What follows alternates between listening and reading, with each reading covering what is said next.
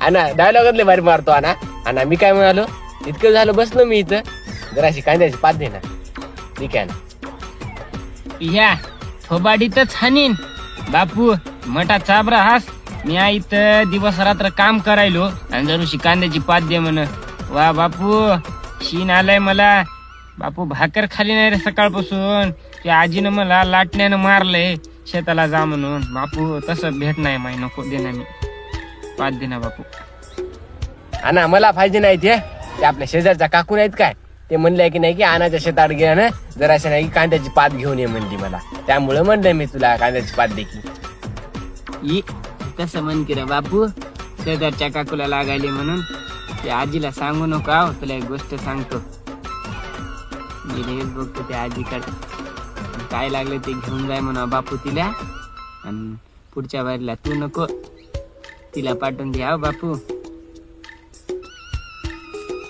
नाही आणा, मी सांगतो आजीला तू असं चले म्हणून असं करायलास म्हणून तू.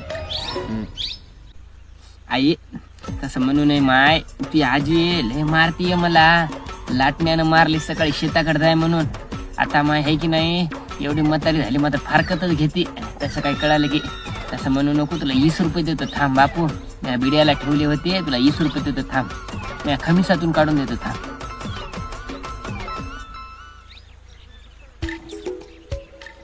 हिंग बापू 30 रुपये आत माझ्याकडे. हिंग 20 रुपये तुला आणि मी 10 रुपयाचा गणेश घेतो बापू. बापू सांगू नको आजीला.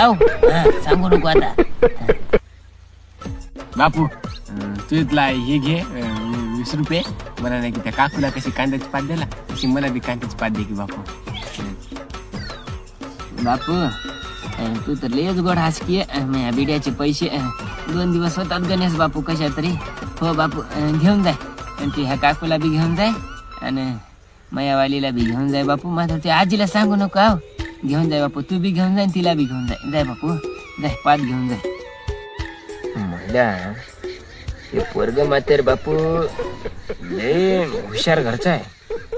चांगलं त्या मयावाल्या काकूचं नाव घेऊन चांगली पात घेऊन गेलाय. मात्र यानं या बायकोला सांगू नये म्हणजे झालं, असा लाटणंच घालते.